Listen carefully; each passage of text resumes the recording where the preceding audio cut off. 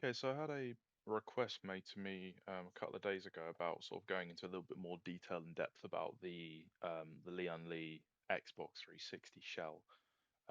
More than happy to do that, so here we are. All I've taken off is the side panel, which has just a piece of foam backing on it, which sits at the top like that, and it sort of acts as a bit of anti-vibration, I believe, for the DVD drive because it rests on it. I think that's standard. It's on both sides. And then the only other thing I have taken out is the fan shroud, and the fan shroud sits, granted, over the fan, um, and it sits at the back of the case like that. And what that does is it just allows the 120 mm fan to just suck air in and funnel it over the two heat sinks. Now I've taken it out just because there's a mod chip in here at the moment, and I've I've made the wires too short when I fit the mod chip, so it keeps pulling up and the cables keep getting in the way. So I need to really see to it because it's quite grubby. You can see it's probably some dust on camera, and I apologise. I haven't really. I don't want to clean it. I kind of want to give it more time and attention to take it all apart, strip it down. I want to redo the thermal paste. I want to redo the chip, things like that. Um, anyways, this is the case. Model number is the PC-XB01. See that one on the sticker there. Camera's positioned quite low, but there's nothing up here at the top, so there's nothing to really see. But what you have got here are two rubber grommets. These are to take in either hardline or rubber tubing. I think at the time when this would have come out, hardlining was a bit expensive, so this probably would have been for rubber tubing, for water cooling. You've got obviously your standard Xbox I/O, one USB port, one Ethernet port, HDMI port, and the other AV video connector of some description. I forget what Microsoft called it. And then you've got a 120 mm fan with a sort of a grate over the top of it, and then your power jack at the bottom. Standard Xbox I/O. Obviously, granted, this one's got a massive fan in it compared to the original. So 120 mm fan here. Granted, this case was designed with water cooling in mind. So from memory, you would attach. There was a kit from, I can't remember the company's name off the top of my head, but they sold a kit which did like an external, similar to what you get now, like an all-in-one. You get your external water cooling radiator here, and then there was holes which you could. I think a lot of the time they wanted you to make your own kind of holes so that it would make the case yours, and they would be there to attach your radiator, your reservoir for the coolant, and things like that. And then obviously you would fit the water cooling blocks here, and obviously you've got your inlet valves here. So then they just go, you plumb it all in, and you keep most of it external. There wasn't really too much going on inside this case. Up here you've got a 2.5 inch hard drive bay, which is standard because obviously you have a 2.5 inch drive in the Xbox. I've upgraded this one with a 500 gig mechanical. I did this years ago. This build in particular, I've had this case quite a while. I think since post COVID, so about 2021, 2022.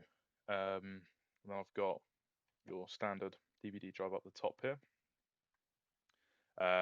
You pretty much just you literally take a 360 fat, you gut it, so you're just left with your drive, SSD or hard drive, motherboard, and then the cables to actually connect it to the motherboard.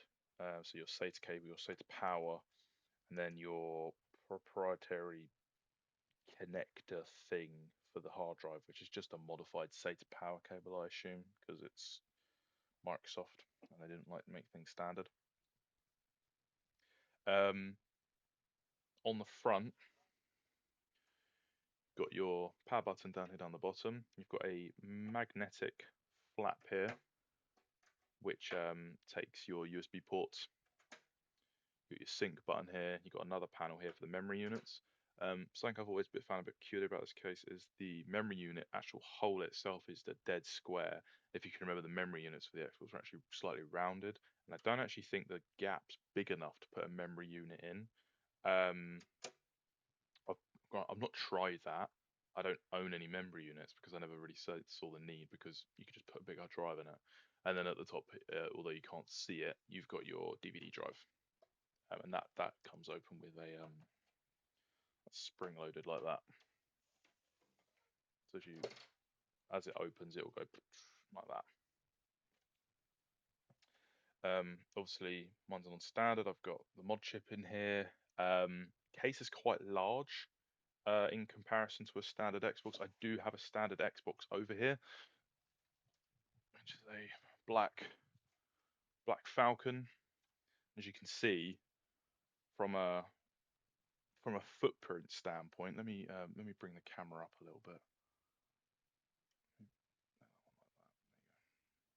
So as you can see, actual footprint wise of a standard Xbox, if we were to put it like that, keep things in line, these are both the bottoms of the consoles. You're adding pretty much, there's a whole, I don't know, good 4 or 5 inches added on top of the Lian Li, and then also not to take into consideration the actual width difference as well with the console. It's two elites, and in comparison to a slim, granted I don't have a slim that's a standard. I've only got a slim E, which is also filthy dusty. I'm so sorry. That's a slim E. Bring the tripod around, you'd see a little bit better, or not, because I'm using an iPhone and the camera sucks. Yeah, if I pop you back a little bit more, you can see a little bit more that way. This is a slim E, sold to me very kindly by a friend of mine, Dean. And this is it in comparison with the Lian Li. And again, you've got even more room because obviously the slim in comparison to the fat was much bigger. This is the biggest way you can own an Xbox. I understand why they did it. They did it for water cooling, but they also did it to make it look pretty, so that if you had it under your TV set back in 2000 and whatever year this came out, it would go with your if you had other Lian Li components, it would fit right in with the other HTPC components that you would have had, because at the end of the day, the Xbox was used as a game system, but it did have Windows Media Center for Xbox and things like that. So you're able to, sync your media library to the Xbox and watch things. So it kind of acted as a central hub, if you may, for media as well as gaming. So they wanted something that would look good, fit in, but then also added some additional bits there for water cooling and things like that, because they believed that, well, we now know that the flip chip design was actually part of the problem with the Xboxes. Heat cycles and heat soak and things like that caused the flex in the actual substrate, and that's what then caused the red ring of death, because those connections couldn't be made. So then it would fray up like that, and then that's when you got the red ring of death. Now, having a bigger fan definitely helped that with this case. That's no deny there that having one big 120 mil fan and a massive metal surround like that was feeding air constantly onto these two little heat sinks. I'm not excusing that wouldn't have worked, but the actual issue was I would say is probably a design fault from Microsoft, and they went over that in detail. 2021, I think, well, they did a video and they spoke about it and what the actual issue was once they'd been slapped on the wrist and whatnot, and everyone had paid loads of money to have their Xboxes sent back to Microsoft. But yeah, like as a whole, this is quite a unique case. I quite like it. I've never been one to part with it because of how unique it is. I've got other Xboxes, but to me, this is like my prized possession. I picked this up.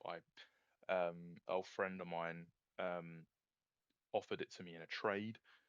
It was for something else, and I think the thing that I swapped it with ended up didn't working. I can't remember if I paid him or not. Apologies if I didn't. Um, but this is my rarest collectible, if you may, to do with the Xbox. I've had one of each revision. I've had the Resident Evil Fat, I've had the Gears of War Slim, the Halo Reach, and Halo 4. The white RF board that you get on the Halo 4 consoles. That's really cool, especially if you're building a white system. You can do white RF board, white case, make it look cool. Um, but of all the cool cases, this is hands down the coolest case for the 360. And thanks to things like the LibXenon project and things like that, where people have found ways to, take advantage of the Xbox and run the Linux kernel and things like that. You can actually run a version of Linux on here. You can even install it to the hard drive from memory. I do believe I've done that before. I haven't installed it to the hard drive, but I know I've ran a version of something with a full computing experience. Some temperamental drivers, and you get some weird LED activity down here. I think that's to show you like hard drive activity LEDs and stuff like that. Um, but then when you do it like that, it literally just looks like a computer. I mean, in comparison to my PC next to me, they're just two black boxes. It doesn't look like an Xbox at all, and I think that's what Lian Li were going for with the whole slim black, all machined, everything's all nicely fitting. Um, everything's sort of it's very well built. It's a very well built, sturdy bit of kit. Um, I love the case, and it's one of my my pridest possessions in my collection, and I don't think I will ever part way with it. I've had other cases from companies like XCM. I've had Ghost cases. I've had Chrome cases. I've had Colorwave collection rare one-off, one of five that were given away in France for Forza Motorsport 1 and 2. I've not had the GTA 4 one, unfortunately. I used to know someone who had a GTA 4 one, but um, that would be a cool console to own. But to me, this is the coolest console I own, and I will never part with it on that basis. I've had a lot of people reach out and ask to buy it, and I have thought about it at times, and when money's tight. But at the same time, money will always come back. But there's not many of these, so I've always been one to keep it. I'll just show you how things go back together. So we put the shielding back in, and you've got one, two, three, four screws here. So Case just uses these horrible, really cheap, nasty, I'll be honest, black screws. I have thought about replacing them. I've just been lazy, and I haven't actually measured them to confirm what size screws they are.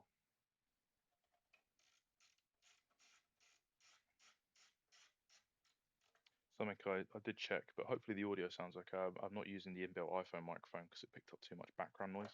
So I'm actually using my Turtle Beach that I use for my Xbox. I've got them plugged in with an adapter on my phone. So hopefully the audio sounds better.